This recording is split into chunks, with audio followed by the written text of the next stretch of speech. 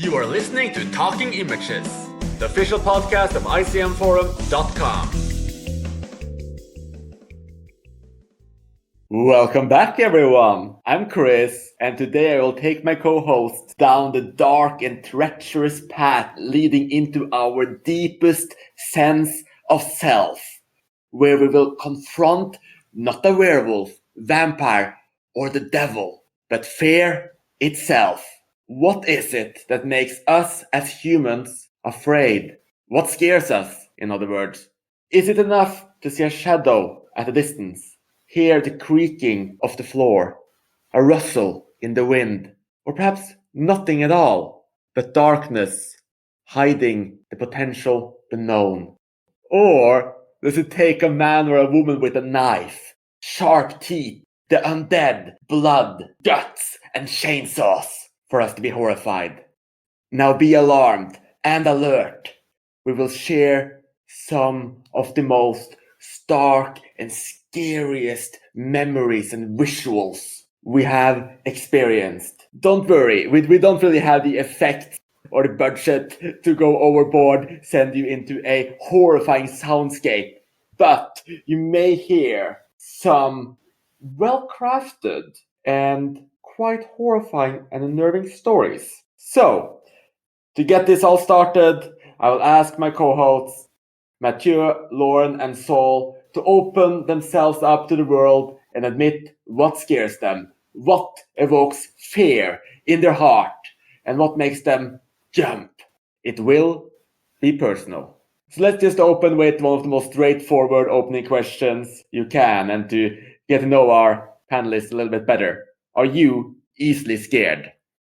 Hi, I'm Matthieu from France. As for being easily scared, I suppose it depends what we call scared. I know people who have very physical reactions in some horror films, like covering their eyes or stuff like that, and that doesn't really happen to me. I do cringe at some violence, especially body parts being removed, but it's very rare for me to feel scared. And I sometimes wonder if other people just have another definition of scared than I do, or if our experiences really are that different. To me, a horror film is like any other film. If it engages me, I am with it. I get in its mood, in its rhythms. And for horror, that means feeling anxious or uncomfortable. But the only films that make me want to cover my eyes tend to be comedies relying on cringe humor rather than horror, which has the opposite effect really on me when it works, because it's captivating, right? I just can't take my eyes off it. Hi, it's Sol from Australia. Am I easily scared while watching films? I would say no. Like Matthieu, I do sometimes cover my eyes if disturbing things come up. We've talked before on the Disturbing Films podcast about how I don't like watching teeth being pulled because of things that happened to me early on in life. But I would say while watching a film, I'm not easily scared unless it's under the right conditions. Like if I'm watching a horror movie, it's late at night, it's pitch black outside, and maybe it's a bit windy also, and then I hear things outside, which unsettle me a bit because it's sort of the atmosphere that I've got onto in the film. But if I'm not watching under those conditions, I don't think I'm easily scared while watching a film. I'm actually probably more easily scared when I'm not watching a film. I'm not watching a film, it's reality. When I'm watching a film, it's escapism. Hello, I'm Lauren, also from Australia. I'm also not very easily scared while watching films. I've never covered my eyes or had to look away or anything like that. In real life, I can be quite jumpy. I'm very easily startled. But the worst is like when I'm playing like horror video games, I tend to I'll scream and I'm constantly jumping and getting sweaty. And I can't play for more than like an hour because I'm actually just too freaked out. And it would be with any horror game. But yeah, watching films, nothing. But if I have to react to something in a video game, I'm just too stressed. So that's the big difference for you then, having to actually interact with it yourself. Yeah, well, when you have something jumping out at you and, it's going to kill you, it's a little bit scarier than when you're just sitting, chilling on the couch, watching a movie. Yeah, I didn't think of it, but it's definitely true for me as well. Like video games can be very stressful, very kind of scary. Yeah. I never really play horror video games, so I really should give this a try to see if it works. I'm not that easily scared either. I guess we've all been quite desensitized there. But I do still get caught by a certain jump scare. I think it's pretty much the same as with the horror games there, that if something comes up that's unexpected, this makes it can still make me jump a little bit. And that's the same thing in real life as well. Definitely true for me as well. Jump scares, I guess we'll talk about them later maybe, but it's hard to say if it's really scared or if it's just an automatic reaction. Yeah, it's just a startle more than a scare. Yeah. What's the difference between a startle and a scare? I feel like a scare lasts longer. Yeah, I'd say a startle is very instantaneous. Yes, a startle's more if something surprises you. A scare is more so if something has you hooked and has you thinking for seconds or maybe minutes on end. What is going on? Is somebody out there? And so on. So let me ask you this then. What's the last film you recall seeing that made you feel really afraid? Really afraid? I'm not sure. I think the only film where, when I came out of it, I really thought, well, that was pretty scary, was not a very original one. It's The Shining, which I saw in theaters. Well, I don't watch that many horror movies, and I guess I don't go into them to be scared, so it's not really an experience I have often. So yes, I would say The Shining, which was actually a few years ago. Yeah, so I'm not very easily scared by watching films. Like I said, it needs to be the right conditions. I do watch the Scream franchise once a year for the horror challenge on the Movies Forum. And with the original Scream, you've got the opening sequence with Drew Barrymore. Always like to watch that very late at night with all the lights off, because that opening sequence itself is actually, I think, incredibly well done. And I do find that a little bit unsettling to watch in such conditions. So I guess maybe October last year was the last time that I remember being scared, but that was just for that 5 or 10 minute stretch, it's not for the entire film. I can't actually remember the last time when I was in constant fear for a large amount of time while watching a film. I don't think there's been any recent films that have, really terrified me. But the last time I remember really being scared was about 15 years ago when I watched Mulholland Drive. Because when I watched that Winky scene, I just felt like the color drained from my body. My heart dropped. And when I finished watching the film, I got up and my knees were still shaking. But that was the last time I can remember really being just totally shook. Wow, that's some experience there. I can't really remember any recent film either that really, really horrified me. I did see one Soviet film from 1987 recently called Mr. Designer, which has a really unnerving finale, which kind of just, not to spoil anything, but it kind of loops the same thing over and over again with this extreme light and extreme contrast and makes you feel really uneasy. But I'm not sure if that really counts as horrified. So if I would have to look at films that really horrified me, and my most clear memory of that, I would have to go back several years to probably Anguish, which I know we talked about in a previous podcast as well, I think in our Spanish horror episode, because essentially it's set in a cinema. These people are watching a horror movie, but then that horror movie starts to interact with their reality as well. And there's something extremely, extremely uneasy about seeing a film where things from that film is coming to life. I think there's a difference between being horrified and being scared. There's a lot of films with some really freaky imagery out there and some really out there imagery. Things like Body Melt, the Australian horror film.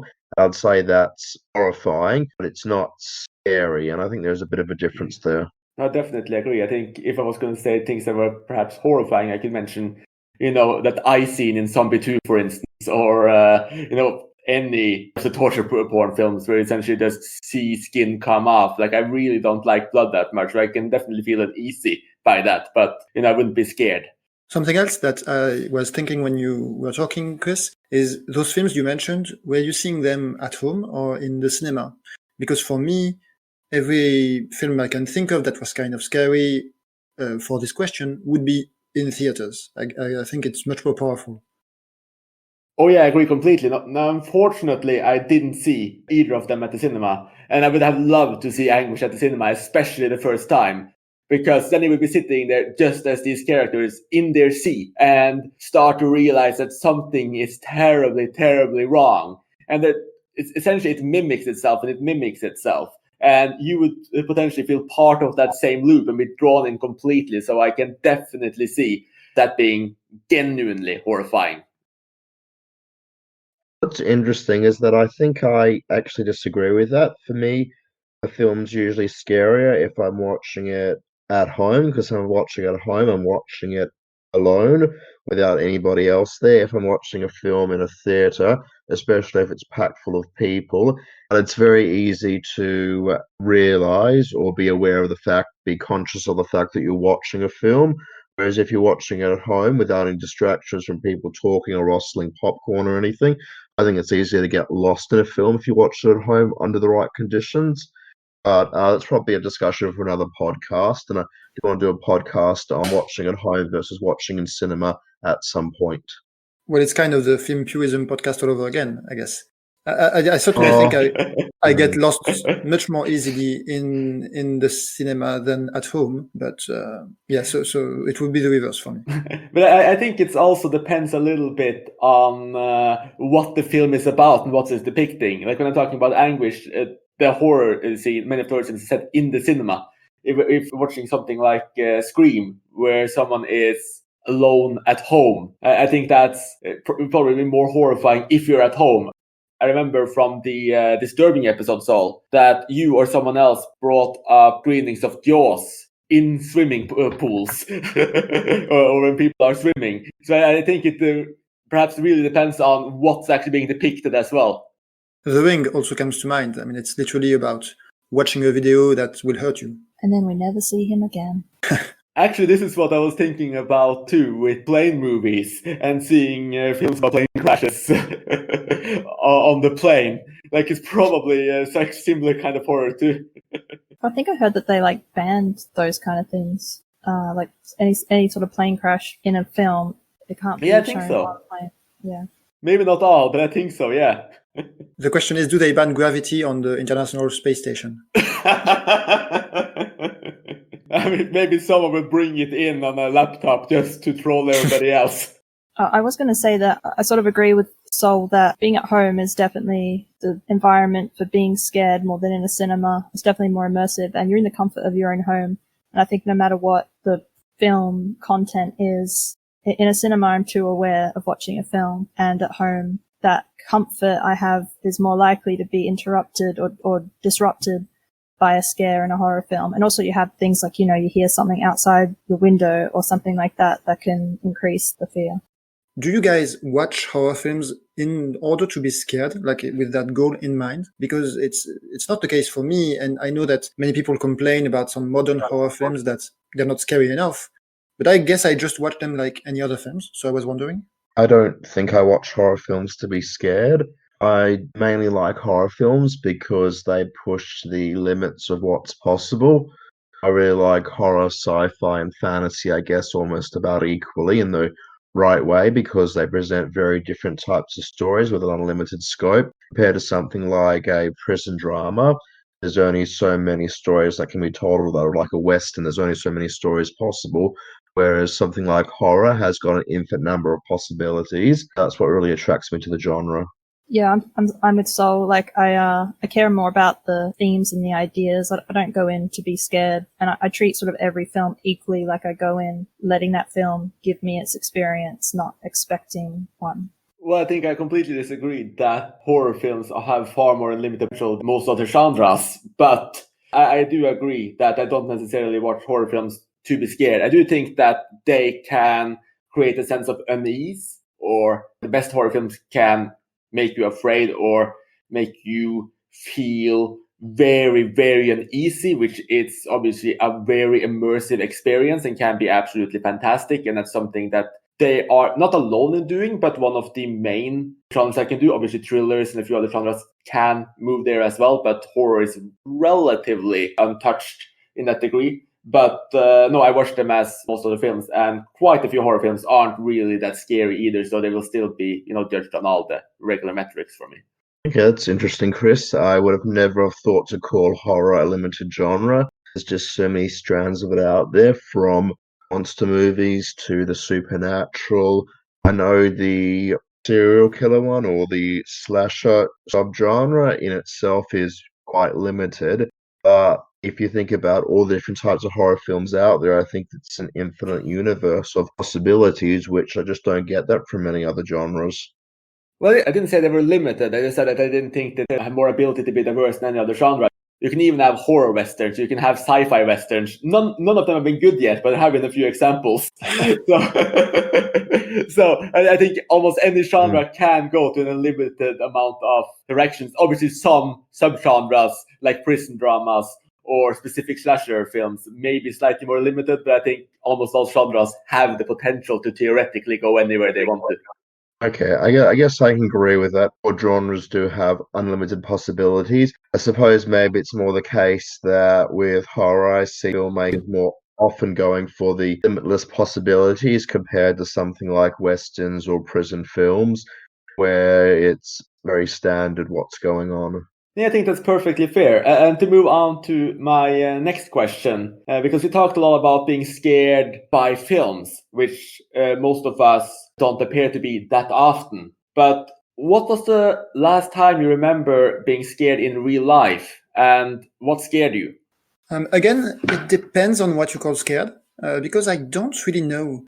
Being anxious is a pretty common feeling, of course, or at least for me, but really scared, it's harder to pinpoint.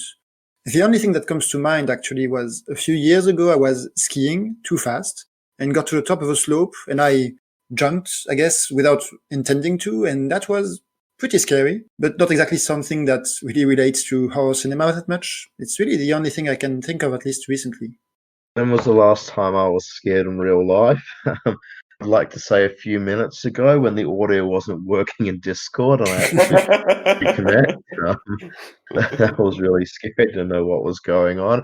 Thought I was in one of the unfriended films for a moment. All kidding aside, probably the most recent time I was scared in real life was last night. It's Ooh. very windy around here at the moment. We've got some very strong weather. And yeah, just the trees blowing around in the wind and rustling and sort of making noises on the roof and the walls outside. It's very hard to get to sleep, and I've always had trouble getting to sleep, and having noises outside makes it no easier. And that's what I just have to rationalize to myself. It's not somebody trying to break in, or it's not the house collapsing or whatever. I have to do a lot of rationalization, but no, I definitely get scared quite often at night, and I need to rationalize it with myself, sort of like self-talk it through to recover from that fear. And that's something which is more scary for me than most films that I'd watch in a single year. Can't really remember a time in real life where I was like really, really scared, but I have similar moments to Soul. Like I have a real problem with windows, especially at night. And sometimes if I get up in the middle of the night and go to the kitchen, I'd like my hairs would start standing up and I'd have to run back to my bedroom and That stuff sounds like pretty that. scared. But that hasn't happened in a while. And I mean, I get like when I'm driving and there's like a close call, that's probably the most scared that I'll get. I actually sometimes look at my Fitbit heart rate later and you just see this massive spike, which is pretty fun. But otherwise I just get sort of like easily startled. Like literally like half an hour ago, I didn't hear my boyfriend come out of his room and he said something to me and I almost fell over. But actual like true fear, I don't even know if I've ever had like that kind of real life terror. Yeah, that's an interesting point, Lauren, that kind of real life terror. I do think I've had the actual terror at one instance in my life because I was threatened with a broken bottle by a stranger on the street that was clearly intoxicated in the middle of the night. So that was probably a moment of quite a bit of real terror. But outside of that, no, I don't really think I felt real terror before. In terms of recently, there are constant jump scares. So, if I'm out walking and stop and suddenly a dog, for instance, is jumping against the window next to me, I might jump, but it is no kind of scare. Once, though, I think this is the longest I've been genuinely horrified, was a few years ago in Cumbria when my wife and I were driving back to the house we had rented over a mountain, and it suddenly got really, really foggy, so we couldn't see anything at all. And this mountain had no lights whatsoever, and we had to go down a really, really steep two-way road that was barely big enough for one car, and which was, by the way, not straight. It was just changing everywhere, and you could drive off and into fields or off, not quite off cliffs, but go off the road really easily. So essentially, we just moved down that road at probably like 5 kilometers an hour or something like that. Like, it should have taken us 5-10 minutes to get back to the house, because that's what it said on GPS. But we spent 40-50 minutes just getting down that hill, just peering over, trying to see where the edges of the road were going. So that was pretty scary. That's a very rational scare. I mean, you were genuinely in danger. Yeah, I really hope that doesn't happen again. And we're always really careful about fog, mist, and driving at mountains at night from then on. But I point that out because I think it's kind of an interesting distinction between being scared for your life because you're actually in danger, like also you mentioned the guy with a broken bottle, right? As opposed to being alone in your room at night and you're scared because it's just kind of a spooky atmosphere. It's not something really specific. So that's recent scares, but let's try to go back a little bit in time to when we were all far, far more impressionable. Were you scared as a child? And do you remember what you were scared of? Did you, for instance, believe there were monsters under your bed or in the closet? Were you looking for monsters when you're walking down the street at night? Like, what scared you as a child, and how easily scared were you? So, as a child, the only times that I remember being really scared would be when I was at home alone and my parents had gone out and my brother wasn't home, and I'd hear noises and I'd think that somebody was trying to break in. I grew up watching the Home Alone films, and I think watching Home Alone and Home Alone 2 so often just really got something into my system that, there's always going to be people trying to break into your house. So I definitely remember at least one time where I just went into a room where I could fit inside a closet and just sat there and read a book until my dad came home because I was just that freaked out that there might be somebody trying to break in and get into the house. I don't ever recall being scared of monsters under my bed or vampires or zombies or any other horror creatures. The only fears I remember growing up, real life possibility fears. If ones that were delivered in a comedy, they have definitely made an impression on me in my life and even in my adult life, like I was saying before. When I get scared at night, it's those sort of deep rooted fears that are starting to surface in me. So I definitely remember being scared as a child, though again, it's sometimes hard to distinguish between anxious and scared. Like, you're scared of your first day at school. That's not really what we think of as scared as adults.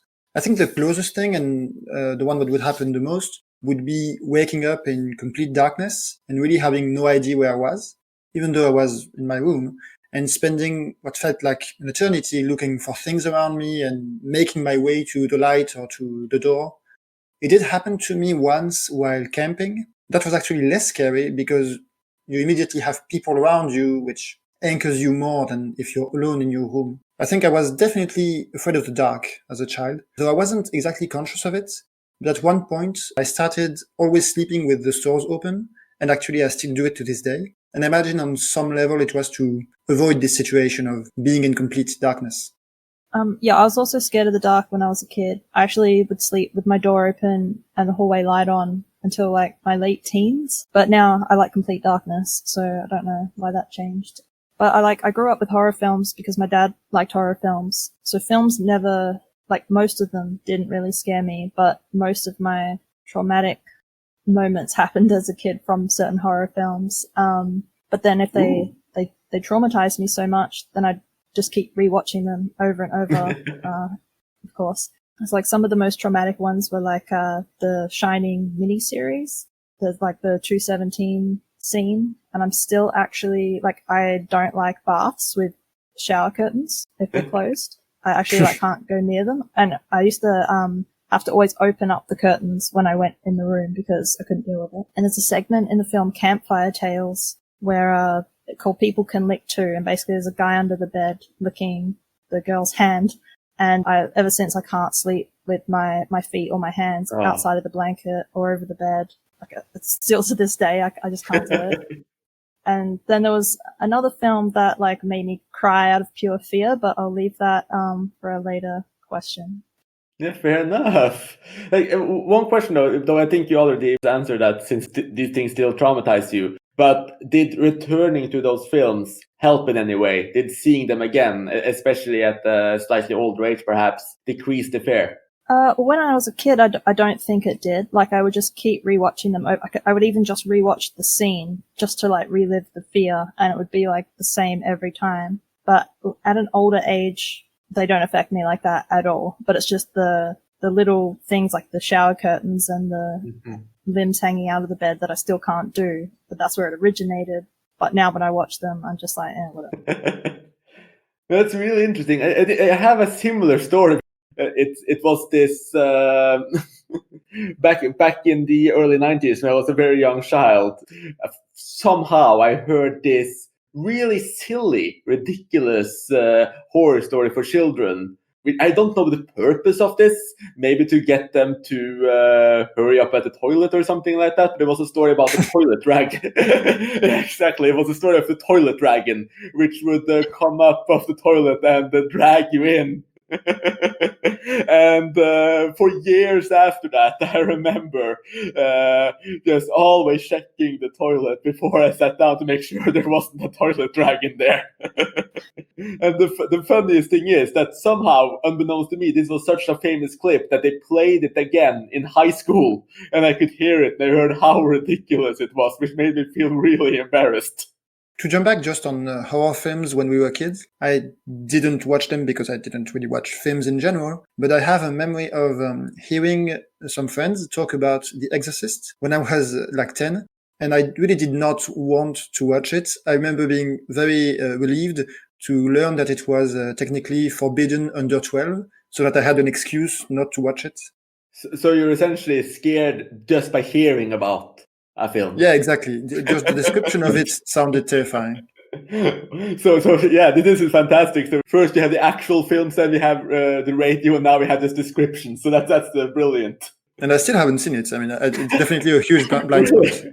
Well, I haven't actually seen The Exorcist 2 either. That's in the first one, but that's mostly because it doesn't really have that great reviews. The third Exorcist film is really good. Oh.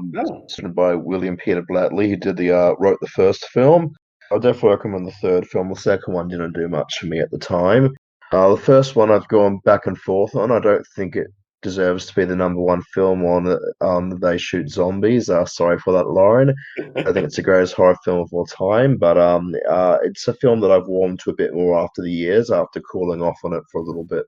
Yeah, I don't think it should be number one either. I mean, it's okay, but yeah. But it's an objective measurement, isn't it? It's which is praised the most. I'm still shocked it's not Shining, though. It's an objective measurement, but it's based on the formulas that Lauren and Chris put in when they're working out. So they could like change the formulas and rig it if they wanted to. Did you rig it, Lauren? No, but I'm pretty certain The Exorcist would still be number one. It's Wow. in by far the most lists. It's got a lot more points than The Shining. So sadly, I think it's going to. The Shining used to be number one when I first registered on ICM. The Shining was number one. Yeah, it was number one on the first edition, but we completely changed everything for the second edition and got a lot more lists. And yeah, The Exorcist just flew ahead. So you need to search for more lists that have got The Shining on it and not The Exorcist on it. You guys know this is being recorded, right? You're going to be. We have a record of Saul specifically trying to sabotage The Exorcist. But it's all good. It's all good to have it out in the open. Improve, not sabotage. Improve. Yes, improve. Oh, and by the way, that's Chris Reynolds, not me, who is the other participant. Right? Oh, yes, sorry. Yeah. Yeah, just to clarify. Yeah. But so let's get a little bit back on track again. What would you say are your biggest or deepest fears in real life, and do they actually impact the films you watch? For instance, if you are really afraid of the dark, the films taking place in the dark scare you more. If you're scared of sharks, is Jaws more terrifying? Do you have any examples of real-life fears that have really affected cinema viewing? Well, I guess nothing very specific. I just don't. I don't have any very specific fears in life, The thing I'm afraid of is, I think, something everyone has to a certain degree, is that I'm afraid of death. The inevitability of it, the notion of not existing. And it's, it's to the point that, and I think many people do this, it's just even thinking about it, I even try not to, and I try to distract myself from it. And I think it does impact the films I tend to watch, the horror films I tend to enjoy more. I do like existential horror generally more than maybe more traditional ones. And so I guess that's my answer. Well, that's really interesting, Matthieu, because that would have been more or less my answer as well. I think at one point called Synecdoche in New York the scariest film of all time. Yeah, actually, I was thinking of the latest Charlie Kaufman film. I mean, you haven't seen it yet, I think, but there is an element there. Not yet, but I'm really looking forward to it. I haven't seen the new Charlie Kaufman film yet, although hopefully I will by the time this podcast is released, because I've got it lined up as the first film to watch for the horror challenge this year. I am definitely scared of death, and like Matthieu, I try and avoid thinking about it as much as possible, because whenever I do, I get very depressed. I think I try and avoid films that are actually about people wanting to die, just because I find that so scary. But most of those aren't horror films.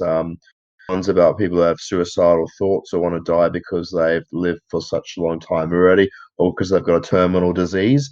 Those don't really tend to be horror films. In terms of what scares me, as I've said before, home invasion, people trying to break in. I do, I guess, gravitate a bit towards those films sometimes, because those ones can be very scary if they are done well. We already discussed, I think, on one of the other podcasts, Mother by Darren Aronofsky, and that's definitely one on the sort of home invasion theme, where people coming into and breaking stuff in your home. So definitely stuff like that resonates with me a bit more. I don't know how much I actively seek it out, but I know something like that's going to be 10 times more scary for me than the latest vampire or zombie or whatever film, Monster of the Week film out there. Well, that's a fantastic point, Saul, and I actually completely forgot about Mother. If we describe unease, being uncomfortable, and feeling unnerved as scared, then Mother is definitely one of the scariest films of all time, though perhaps not under the traditional definition. Yeah, I don't know. I felt scared while watching it, but I guess in a different sort of way. Well, Mother didn't really impact me at all, but up until a few years ago, only things I was really scared of were things like hurricanes and big storms, things like a flood or fire or burglary, like something ruining my home and my stuff.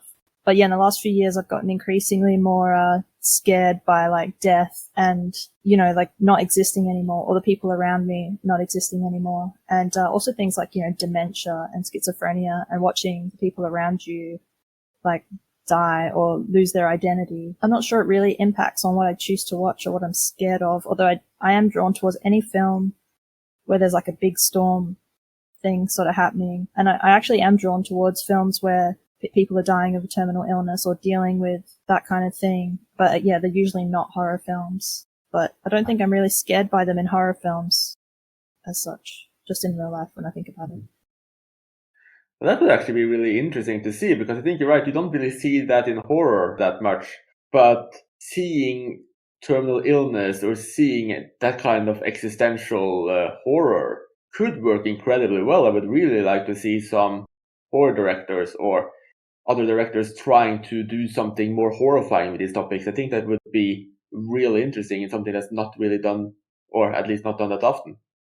But to make this a little bit less personal again, let's look at one of the main differences in being scared, as we talked about a little bit here. Jump scares versus anticipation. So we're talking about those quick little shocks where, it might be a cat jumping out of a window, or it might just be slow brooding tension building up, or perhaps the knowledge that the killer or whatever deadly trap is set up is right around the corner. Which do you think has the most effect on you? Well, for me, I guess I would not necessarily think of them as fundamentally different things, because I think jump scares work the best when they are preceded by good anticipation. And I don't really mind jump scares personally maybe it's because I don't watch that many horror films. I watch some. And so even though they are overused today, maybe I don't see them that often, so it's fine for me. But certainly anticipation is for me the key to what horror is. When I think of The Shining, for example, as being very scary, I don't think of like the moment where you see the twins. I think of when the boy is riding his tricycle in the corridors, right? I think of what's before the reveal, because, and we'll maybe talk about that more, but whatever you can imagine is always going to be scarier, or almost always going to be scarier than whatever the filmmaker can show you. I'm not a very big fan of jump scares.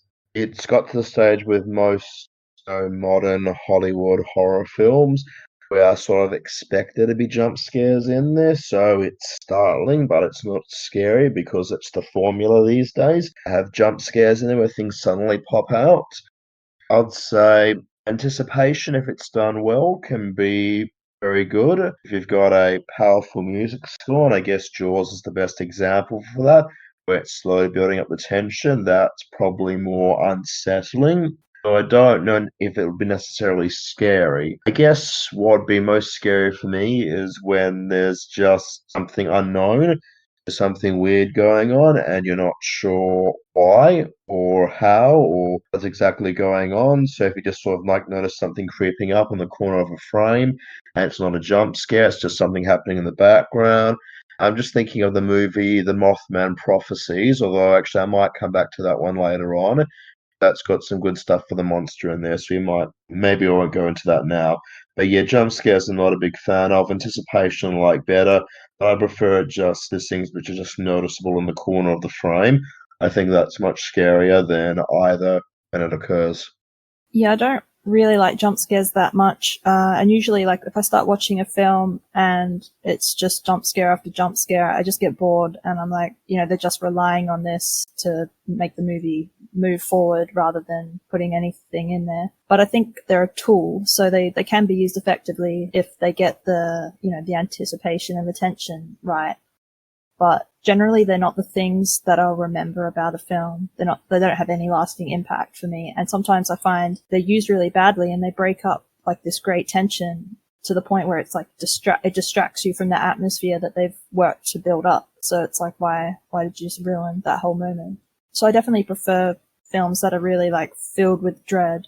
For me, it's like that lingering on something that's, weird or unnerving and not putting it in your face, or like Sol said, like in the corner of the frame, in the background, there's just something there that's strange or not obvious, maybe necessarily straight away, but it's enough to kind of put you off. So yeah, that feeling that it's, just lingering, I think, is what I definitely prefer over a jump scare. No, I think I agree completely with that. Now, like we mentioned earlier, jump scares are one of the main things that will probably get the closest to scare me, using scary in air quotes a little bit, but they're ones that will startle you, even though they can be quite silly and break the tension. Yeah, I do think anticipation tends to work the best. The problem with anticipation in a lot of horror films, though, is that you're not that emotionally connected with them. So I think this might have been why some horror films worked more on me in the past, when I would get more involved in, say, the specific characters. These days, when I watch horror films, you have to actually develop those characters quite well for me to care. Maybe I'm just becoming a little bit less empathic. But I do think that if you actually care about the character, then you will get more scared because you will really dread something happening to that person. But if that's not the case, then most of that anticipation won't really work. I mean, to use an example that's not from a horror film, but is slightly related because it's Alfred Hitchcock. I'm not going to mention which film it is, but there's a relatively famous scene, and one of the earlier ones from Hitchcock, where he has a child unknowingly carry a bomb and sit down on a bus. And you follow that scene knowing that this kid may or may die. And I think since this built up so much time caring about this child, I think the impact and the anticipation works so much better. So yes, if anticipation, if done well, all the way for me. But it's the whole thing between surprise and suspense, right? That's the whole example Hitchcock always gives with the bomb. I actually didn't know it was in one of his films. I haven't seen that one. But Hitchcock also uses a lot of like stairs Scares are in a bunch of horror movies, and it makes sense, right? It's just a free anticipation tool because you don't know by definition what's at the end of it. And I guess anticipation in a way leads us over to my next question as well, which is more about mood and psychological horror. Is it possible for, or do you actually get scared or uneasy by just the atmosphere of the film, of what the film is building up, by perhaps the musical elements, by even the cinematography, the shadows, the shades, the experiences watching it, even with nothing scary happening at that point in time? Well, yeah, to me, that is basically what horror is. As I mentioned earlier, I don't watch movies to be scared, and I can think of a horror film that doesn't rely primarily on mood and where it wouldn't be the main element that I think of it. If we mean psychological horror, it's generally more effective for me because it's anything that's internal, right? Like people losing their mind, as we mentioned. That's something that's really efficient for me. And it's not something I necessarily think about in life, but yeah, film that features characters that are doubting their own reality. That's what is most effective, and that is generally all done through mood. I don't actually have a lot to add on to this. I agree with much of what Matthieu has said. Films about characters doubting their reality is definitely quite unnerving, more so than a more conventional horror film or a monster movie would be. And I do think that cinematography and music are very key elements in making an effective horror film, and definitely something that's got oodles of mood and atmosphere is more likely to work for me rather than something which just has monsters jumping out from the corner of the frame. I think it really needs to be built up cinematically to be interesting for me. Yeah, I don't think I have much to add on this either, but I was going to say that even just psychological elements in any film, like, like a zombie film, the horror isn't the zombies, the horror is the people, which might be like maybe a little bit generic these days or whatever, but like that's what I'm interested in more. Like I don't really care about the monsters, it's how do people react to the situation and how do they like deal with it internally. It's not really looked into in depth with a lot of monster movies, but that's usually what I'm more interested in on that. And I do like films that are really moody and atmospheric, but I find it really difficult to connect to that with a lot of films. I don't know if it's just me or just the films I'm watching, but definitely like films with really effective sound design or music, like Suspiria, the original film. Well, we can piss off Saul a little bit and Okay. I don't know what he's going to say, but okay.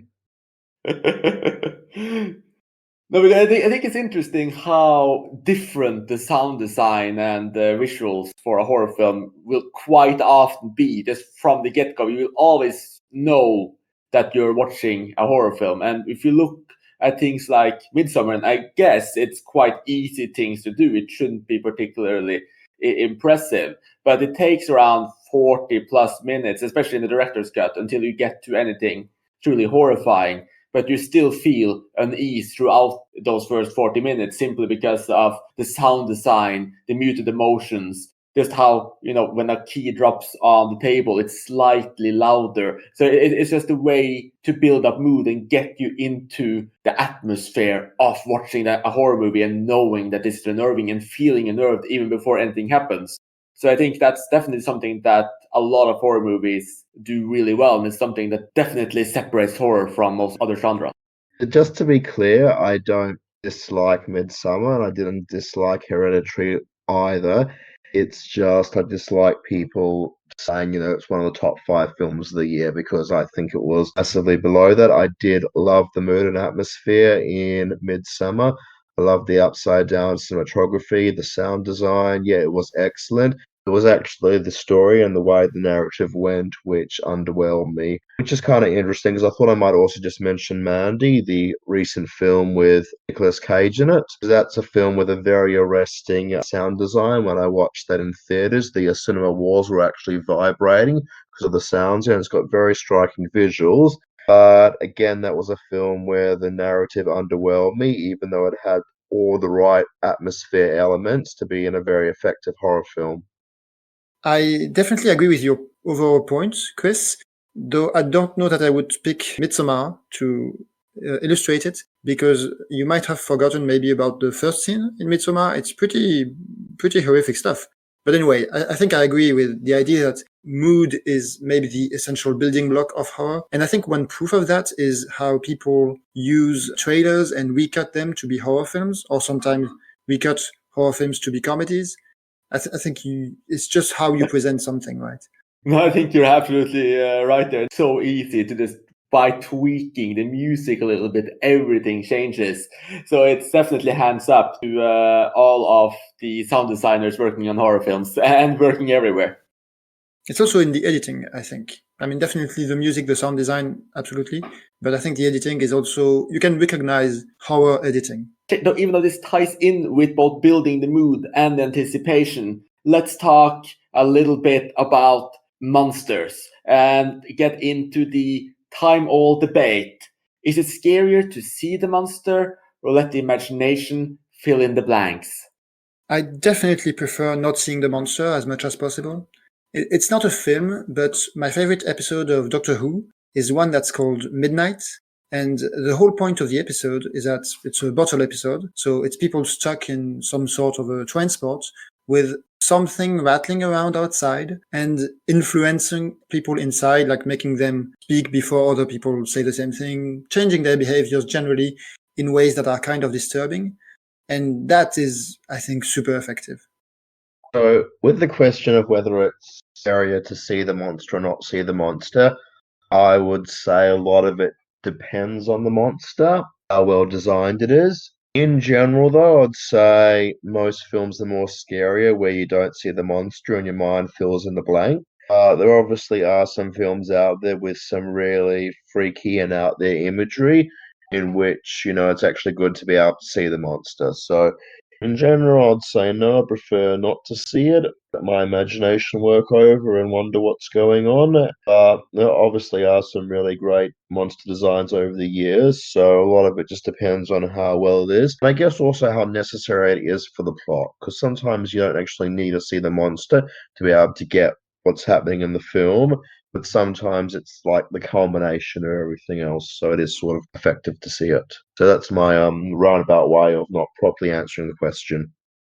Well, my answer was going to be similar to Soul's. I don't really have a preference, and I think it's just entirely dependent on the film and what it's trying to do and all that kind of stuff. Because I think that a lot of the things that scared me in horror films as a kid was, one, the build-up of the tension and the anticipation. But the thing that cemented that was the reveal. So I think of things like The Shining. It's the moving towards that shower curtain that's scary. But if it cut just before that curtain was opened, I probably would have just completely forgotten about it. It wouldn't have mattered. Or things like the alien in Alien. The scenes without it work, but if we never saw it, it would probably get really annoying. And then I think of other films, I don't like them, but films like Paranormal Activity and Bird Box. If we saw the monster, they would be completely ruined and they wouldn't work at all. And for me, the thing that really breaks the immersion with the monsters is when they're over-explained, not so much overseen. I hate those, let's go to the library and research the origins of this creature and let's explain everything about it and how to defeat it. And that's when I don't care about the monster at all. No, I think you hit the nail on the head there, Lauren. I think that's the way to really go with most horror films is to just have anticipation building up to it and leave a lot to the imagination. So I think that if you don't know what the monster will do, where it is at any given point in time, and you have perhaps fear of what it will look like as well, and with then a fitting reveal, I think that's far more effective than either showing it all the time or never showing it. There are some films where not showing it works, and especially films with lower budget should definitely think about this, because obviously using monsters that doesn't look quite that great can hurt the film severely. But if you do have the design to actually show the monster, especially if it's, coated in the dark, I think that's when it really hit the mark in terms of making itself as scary as it can be. I've got an interesting example to maybe think about in terms of seeing the monster and not seeing the monster. I'm thinking of the Predator movies, especially the 1987 original Predator movie. That one over there, the alien is invisible due to his cloaking device for the vast majority of the film. And yet we see from thermal vision, from the alien's point of view, what's going on. the characters get attacked without being able to see their attacker. And then without spoiling, we do later on see the monster. I think that one strikes a good ratio in terms of how much we see and we don't see. But it's an interesting one because the invisible attacker is obviously quite an effective horror character to have in there, or horror antagonist. What are the thoughts that you guys have on Predator and maybe the Predator series in general? I'm a big fan of the first Predator. I don't really like any of the sequels or remakes or reboots or whatever. And yeah, I think that one is a good example because it's the monster is choosing to be invisible rather than just the filmmaker's choice of making the monster invisible. So it's interesting that it's the part of the character to not be seen. But I don't really think of it as scary. Like, I think of that as an action sci-fi film, not a horror film at all. So Yeah, I will agree with that. I wasn't really scared during Predator. I think it's a good film, but it's not a film I particularly love either. But the Predator was quite effective. Well, I haven't seen The Predator, but a recent example of what Saul is talking about might be The Invisible Man, right? The 2020 film. Ooh. It's using that idea, right, of the invisible attacker. I really like it, but I guess you guys don't. No, I want to see it. I've actually got it lined up as my second movie to watch for the horror challenge after I finish watching the Charlie Kaufman films. So I've got that actually lined up to watch next month. Very good. Yeah, not seen it either, unfortunately. Yeah, I thought it was okay, and I think there were like some moments that it did really well, and playing on that, you know, not being able to see the monster and not knowing if it's really there or not, and just those like little hints that let us know, but she's still not quite 100% sure. But I think it really loses its way in the second half. But the first half has some like really good moments of like fear, I guess. Not enough to scare me completely, but some really well done moments in there. And I think to get back at what you were saying earlier, Lauren, about there being a payoff, right? The example with The Shining and walking toward the shower. Yes, I definitely agree that if there's nothing there, it's not going to be worth anything, right? The tension, it's just not, it works in the moment, but you're not going to remember it. But so maybe what I think is most effective often is to have the monster clearly do something, but yeah, not seeing very clearly. I think just very obvious reveals are often disappointing, and especially because horror uses a lot of visual effects. And as we know, visual effects can get old pretty quickly. Recently, I was watching Le Pacte des Loups, that's Brotherhood of the Wolf. And I mean, it's not really a horror film, it has horror elements, but there's a monster in it. And at the start, they don't show it too much, and that's great. And then they show it, and it's not great. No, I agree with that completely, actually. I do think it's a relatively effective horror film in the classic way. Like, this is what would have qualified as a horror back in the 30s and 40s, and it's done in a very nice way. It's quite well directed and acted, etc. as well. But then once the monster actually gets in there, it slowly loses its grip a little bit. So now that you've decided that it's usually best to see the monster at least a little, what would you say is the scariest movie monster of all time? So my choice is actually a very recent one, and that is the bear in Annihilation. Not exactly a horror movie, just a film with some horror elements. And actually, I don't know how to picture it, really, because what is scary about it is all about the sound design. For those who don't know the film at all, it's about this alien life form, I guess, which shows up on Earth and which slowly kind of changes things around it. And so it's kind of mixing stuff like vegetal life with animal life and stuff like that. And so there's this bear, which I won't get into why, but it has, when it shrieks, when it screams, it is a mix between a bear and a human voice. And that is absolutely chilling. So for scariest movie monster, and I guess I might have agreed that it was good to see the monsters sometimes. I don't know. I got a bit lost in the conversation there.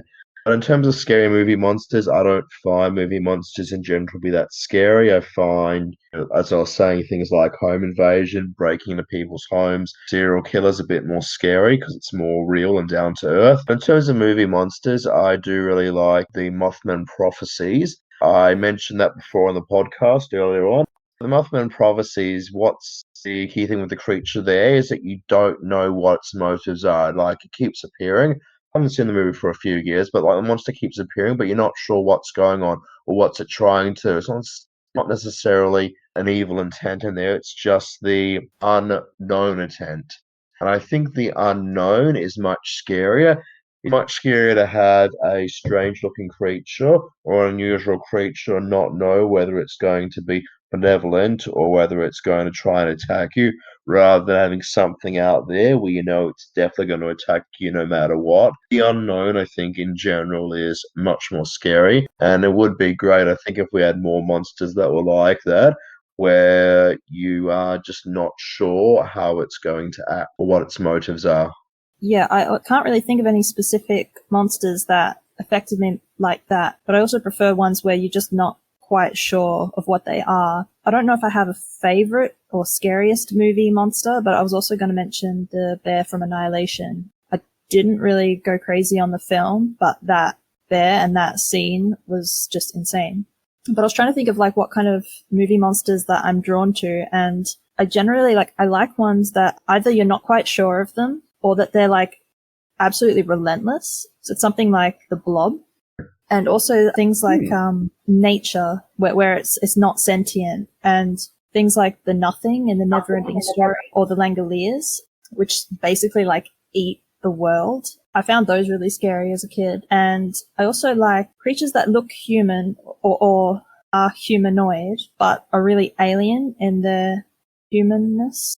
So things like Pinhead or Pyramid Head from Silent Hill, where they look human, but they don't quite act human, or even like the Creeper in Jeepers Creepers, where you know that they're not human, but it's, I don't know, sort of almost like an uncanny sort of element there. And I think I don't know if it would count as a monster, but I think if I had to pick the scariest, it would be the whatever it is in It Follows.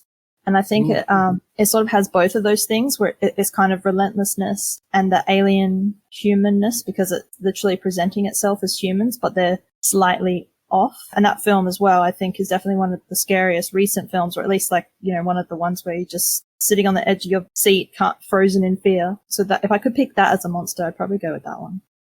It's interesting about relentless monsters, because I guess if it's a monster and it's relentless, it is going to be scary. With slashers, though, I don't like the relentless killers and slashers very much, because you get someone like Michael Myers or Jason Voorhees, and no matter what you do to them, they always stay alive and they never die, so there's never any real tension there. I guess with a monster, it's slightly different. With human antagonists, I don't find them very scary when they're relentless, especially because, Jason and Michael don't talk at all. There's no real, nothing really in there, just a presence in there. Much prefer Freddy Krueger, because at least he taunts his victims. There's something else going on there. I think that's part of what makes the It Follows monster work really well.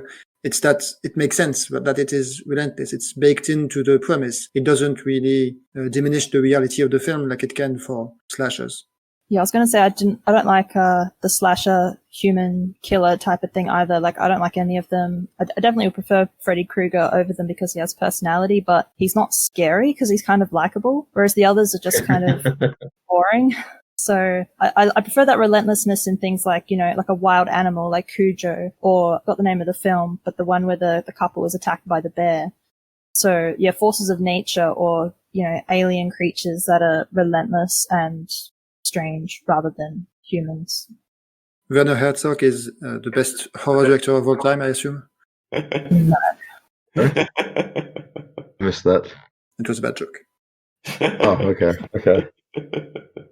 Well, I think I agree with you, though, that at least the traditional human killers, and again, human with air quotes, like Michael Myers and Jason Voorhees, they really aren't that scary, and those films aren't really scary, and it's a different type of horror film, really. It's more of a entertainment franchise than trying to really unnerve people. I do think that there are, though, some really scary humans in horror films, like the protagonist in Angst, or Michael Rooker as Henry in Henry, Portrait of a Serial Killer. You will get films that really take you into the depths of the more horrifying human psyche and can really deliver on that. But if we're talking about actual monsters, as in genuine, creepy, unnerving, other than human monsters, I will have to go with a really, really obvious pick, honestly, which is the alien from the Alien series. And it's not necessarily just the alien itself, because some of the later films aren't really scary. It's obviously the darkness and the anticipation and the mood of the first one, where it's extra scary, and you genuinely feel the claustrophobia and this terrifying monster in the dark really truly works. Like, I'm not sure if it is the design of it itself, but I have to say, even seeing I'm not sure if I'm pronouncing this correctly, but even seeing Xenomorph XX 1-1 or 121 in the light, it is a very unnerving creature. Yeah, I guess the alien, the xenomorph alien from Alien, isn't a bad pick. I don't know if I've ever found it that scary in its adult form, but definitely the chest buster scene is something which is ingrained in my cinema-going memory. Yeah, I don't think I find it really scary, although I love the film, but it is a really beautifully designed creature, I think. Even if it's not terrifying, it's kind of like a realistic alien because it acts like an animal, like it's a mother protecting its child, and I guess it has that kind of relentlessness as well because it's not killing because it's fun, it's killing to survive. So it's kind of not scary, but one of my favorite sort of monsters, but not the scariest monster. Yeah, and I have to say I really struggled. It's really hard to pinpoint a monster that is just genuinely scary in itself. But you're right, Lauren, in that Pinhead is also really unnerving. Actually, I might have come up with a good one. I'm just thinking, Tim Curry from the original It, not the recent films, but the 1990 miniseries. He's quite an unnerving character who does some surprising things. So I don't know if scary as such, but yeah, definitely more on the scary side. I think for a human, one that comes to mind, actually, the only slasher that I really find scary in terms of the character would be Leatherface in Texas Chainsaw Massacre. I think that is a human character who is scary. I don't know, but like Leatherface is again a character who doesn't really talk at all, so it just comes down to the Michael Myers, Jason Voorhees category for me. I find it much more interesting if they're able to haunt their victims in some way.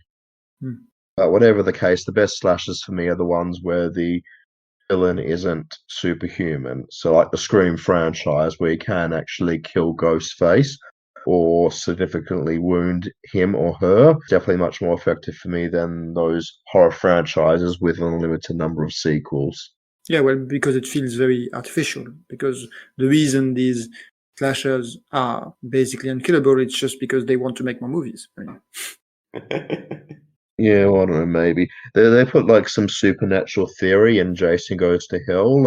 It was the 1993 film in the Friday the 13th series. I had some supernatural explanation. I can't remember. It was complete rubbish or whatever. Although it was one of the more interesting sequels, but it was a complete rubbish. Oh, and what about Little Girl? Air quotes again from Don't Look Now. Oh, okay, I see what you mean. The red figure.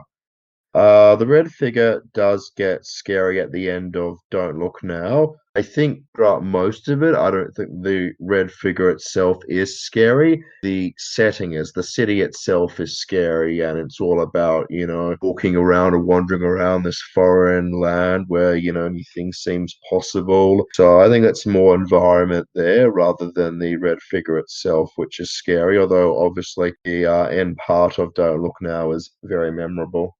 When I think of Don't Look Now, I don't really think of the little girl. I think, yeah, like Sol said, again, of the mood, of the setting, etc. Yeah, I was going to agree that when I actually went to Venice, that film was all I could think about. And every time we turned a corner and it would be a dead end, I'd be like freaked out. And yeah, it wasn't really about the red girl or anything like that, but just it is a really confusing city. There's so many dead ends. And I think like that's really what amplifies the horror of that film. Yeah, I think I agree, definitely. But that reveal at the end certainly strikes up an unnerving chord. Just a quick counter question. What would you say is the least scary or even unintentionally funny monster, perhaps even in a good film? Well, there is one that I was going to bring up earlier. I still can't decide if it's scary or funny, and it's the monster in The Thing. It's a film I like a lot, and I find it scary, but the first time you see it, it's hard to know how to react, right? It's just so strange. I think it works for the film, but you can definitely do a comedy cut of that, I think. No, I agree with that. Well, actually, I slightly disagree. I do think it works for the film, but yes, I can see that being turned into a comedy. This is a really hard question to answer offhand. I'd say probably a lot of the old school monsters are probably not very scary when seen. I mean, I haven't seen the original Wolfman film or any of those like old Frankenstein films in quite a while, so I can imagine the characters there would be a little bit goofy. One film that I did mention in the Spanish horror podcast was a film called The Sea Serpent, where it's got this horribly fake looking monster, and you don't know if the lead actor is more freaked out about how unrealistic it looks or whether he actually finds it to be scary. So yes, so there's some definitely with cheaply designed characters. I'd say cheaply designed or ones that had budget limitations are probably less scary than ones where they've been able to put some work into it. Although, of course, a lot of like big budget films have got some monsters in there that aren't really scary. They're just very conventionally weird. Yeah, it's really hard to think of an answer off the top of my head, because I've seen a lot of rubbish horror movie monsters. But one that sticks in my head that is, meant to be scary and serious is the new Pennywise from like the new It films. Like, it's just so stupid. Like, I was laughing at it. I can't take it seriously. I don't find it scary at all. Every time he's on screen and his eyes are all rolling around in his head, and it's like my boyfriend and I actually do it to each other sometimes, just like because it's so dumb. But yeah, I just found it like so hilariously stupid. I can't believe that was supposed to be a scary film. I just thought of possibly an example. I was thinking maybe the bunny rabbits in Night of the Lepus, which is this terrible film about killer bunny rabbits that somehow got into the They Shoot Zombies top 1,000, and like all the rabbits are made to look scary just by shooting them in close up, and it's ridiculous. When we were talking about clowns, I was almost going to bring up killer clowns from outer space. Then I remembered back, and those clowns are actually genuine. Yeah, those clowns are scary. Oh yes. My pick, which is also straight off the top of my head right now, which was also why I asked the question, is Ferret Vampire, which is I'm not sure if you even know of the brand of car, but it is literally a car vampire. It's a film by Uri Hers, who among other things did The Cremator. Fantastic director. It's actually a good film, but the killer is a car that runs on blood, and it's just not particularly scary. It sounds pretty great. It is actually pretty great. It has a very offbeat mood, and I mean, you could do a double viewing with Rubber. Or with Christine. Yeah, definitely. There's actually a film called Blood Car, which is kind of similar, but that was actually a good film, so I don't know. So I know that I already answered this question, but to you, what is the scariest film of all time? Well, I've also already covered this. It's The Shining for me. It's not necessarily my favorite horror movie of all time. That would be Dawn of the Dead. Yeah, I don't know if I can answer this. This is a really hard one because, like I said before, I don't scare easily in films. There are ones that unsettle me. I'm just tempted to say Mothman Prophecies again, but maybe I'll go with Oculus. That was just very involving. It's a film about a mirror that may or may not have supernatural powers, and it causes this brother and sister to hallucinate.